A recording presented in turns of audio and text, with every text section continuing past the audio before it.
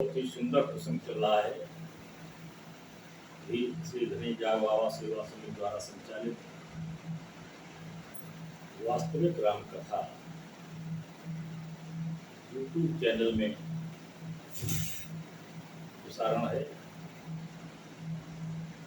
और सभी भक्तजन हर रविवार को ठीक 12 बजे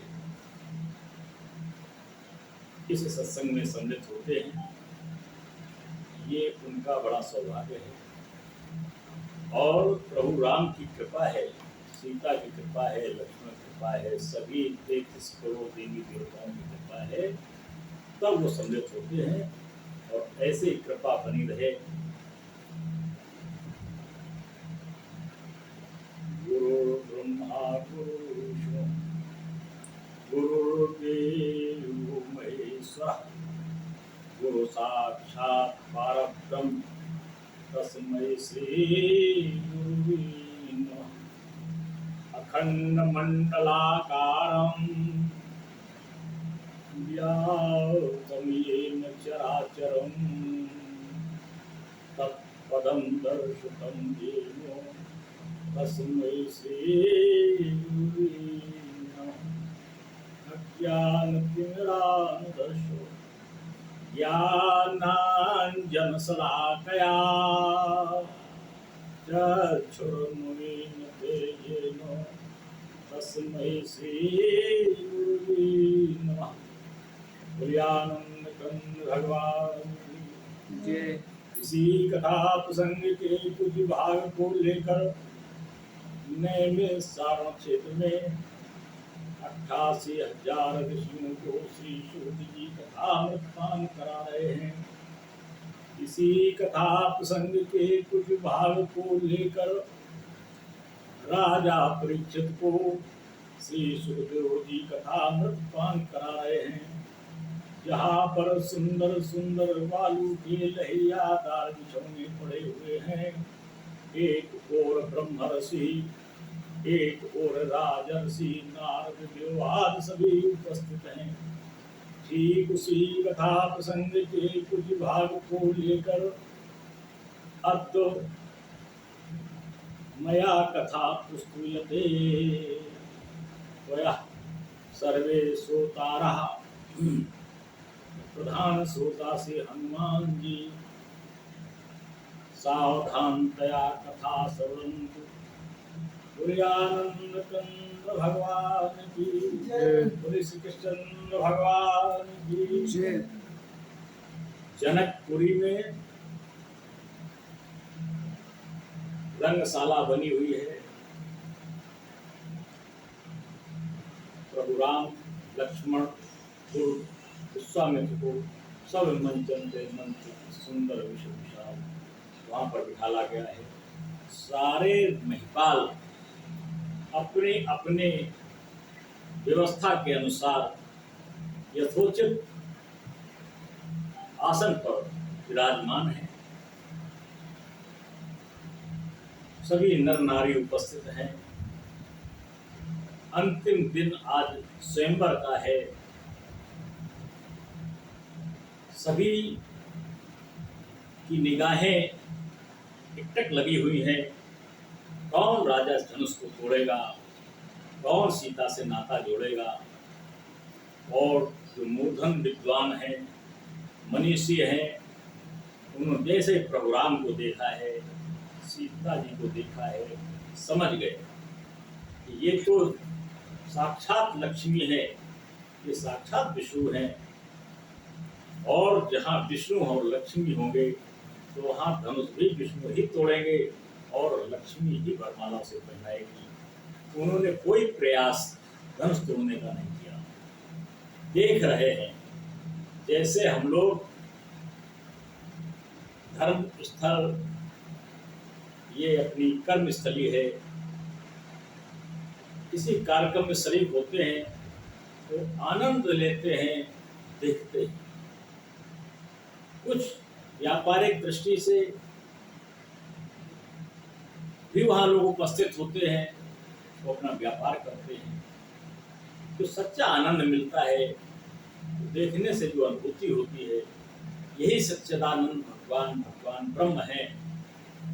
वो विद्वान मनीषियों ने तो विचार हटा दिया कि कोई और महपाल इस धनुष को नहीं तोड़ पाएगा, तो राम इस धनुष को तोड़ेंगे। और ये भी विचार आया, ये विशाल काय धनुष है, यदि राम ना भी तोड़ पाएंगे तो भी वरमाला सीता राम को ही पड़ेगी। लेकिन जो स्वार्थी राजा थे, जिनको घमंड था, अपने बाहुबल पर घमंड था, उन्होंने सारे प्रयास किया क्या कि तमक धरई धनु मूढ़ नप, मूर्ख राजा थे, बहुत तंतना करके उठते हैं, धनुष तोड़ने का प्रयास करते हैं। मूढ़ नप उठे न चलई लजाई, तमक धरई धनु मूढ़ नप उठे न चलई लजाई, मनहु पाय भट बाहुबलु अधिक अधिक गरुआई। और जो मूर्ख राजा थे बड़ी तमक करके उठते हैं, अभी मैं धनुष को तोड़ देता हूँ, और बड़ी तेजी से जाते हैं।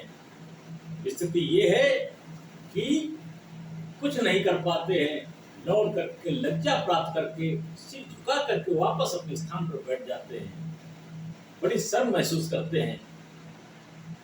ऐसा लग रहा था जो ये महाभट बहुत ही बलशाली थे, जिनको बड़ा ही घमंड था अपने बल पर, इनको देखते ही मानो वो धनुष और गरुआ और वजनदार हो जाता, ऐसा लग रहा था। विद्वान मनीषियों ने ऊपो साहस दसये कही वाला, और लगे उठावन करे नटारा, एक नहीं सहस भूप, सहस भूप सहस 10,000, सहस माने हजार, 10,000 राजा एक साथ एक बार में प्रयास किए हैं, पर उठाना तो बहुत दूर रहा, वो तिल भर इधर से उधर टार भी नहीं सकते, टार भी नहीं सके। ये स्थिति है वहां धनुष तोड़ने वालों की। सब समाज लगा हुआ है, जैसे कुछ पहलवानी देखता है जंगल में, तो निगाहें टिकी रहती, कौन पहलवान हार रहा है, कौन जीत रहा है। आज रंगभूमि में यही स्थिति है, जनकपुरी में सब टकी लगाकर देखते हैं।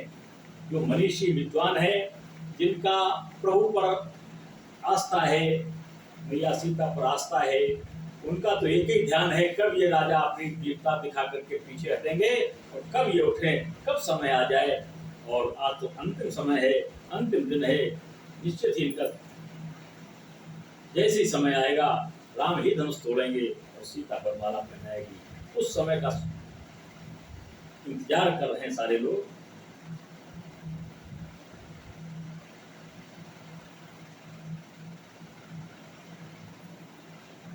सब नप जगही न शंभु सरासन कैसे, कामी वचन सती मनु जैसे। और ये धनुष टूटे तो टूटे कैसे, जैसे कामी पुरुष एक सती स्त्री के पास जाता है, सारे प्रयास करता है, लेकिन वो टस से मस नहीं होती है, उस कामी पुरुष के प्रभाव में नहीं आती है। आज वही दशा इस धनुष की है, शंभु का धनुष है। ये दुष्ट राजाओं, अभिमानी राजाओं के प्रभाव में वो धनुष आने वाला नहीं है। वो सत्कर्म, सत्य निष्ठा वाले, धर्म अनुयायी, धर्म धुरंधर, धर्म की रक्षा करने वालों का इंतजार कर रहा है। जब वो आएंगे तभी धनुष टूटेगा। और इन दुष्ट राजाओं पर कोई प्रभाव, दुष्ट राजाओं का कोई प्रभाव धनुष पर नहीं पड़ रहा है। ऐसी स्थिति है वहां आज रंगमंच में। तो दुष्ट तो विचार ही नहीं कर पाते हैं। विचार कौन कर रहे हैं? जो मनीषी हैं, विद्वान राजा हैं, जो ऋषि मुनि हैं, विद्वान ऋषि मुनि, जिन पर ईश्वर पर आस्था है, वो ऐसा विचार करते हैं। सब नप भय जोग उपहासी, जैसे बिनु विराग सन्यासी। सारे राजा उपहास के पात्र बन गए, जैसे बिना बैराग कोई सन्यासी बन जाए, जिसने बैराग ही धारण न किया हो, और सन्यासी बन जाए दंड कमंडल लेकर के और दंड लेकर के घूमने लगे कहे मैं सन्यासी हूँ। ऐसे आज राजाओं की स्थिति थी, मैं बड़ा विद्वान बड़ा बलवान हूँ, अभी मैं ध्वंस तोड़ दूंगा।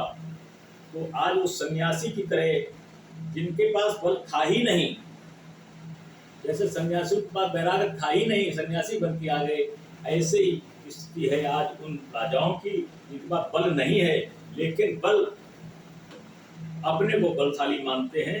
आज सारे राजा बलहीन हो जाते हैं, सब लाजा लाजा करके बैठ जाते हैं, सबका उपहास होता है, कोई नहीं है। कीरत विजय वीरता भारी, चले चाप कर बस हारी। ये विशेष प्रकार की आज कीर्ति है, विश्व में धनुष तोड़ने वालों का जो कीर्ति मिलेगी उस विशेष प्रकार की कीर्ति है, वो विजय प्राप्त होगी। वीरता बहुत बड़ी वीरता मानी जाएगी, बहुत बड़ा वीर माना जाएगा। आज सब उस चाप के आगे हार जाते हैं, बरबस हो जाते हैं, हार करके बैठ जाते हैं, अपने स्थान पर आ जाते हैं। सिंहत भय हार ही राजा, सिंहत भय सिंहत भय हार ही राजा, बैठे निज निज जाय समाजा। आज सारे राजा से हीन हो गए, बलहीन हो गए और सब हार करके अपने अपने स्थान पर बैठ गए। ये स्थिति है। बोलिए आनंद कंद भगवान की।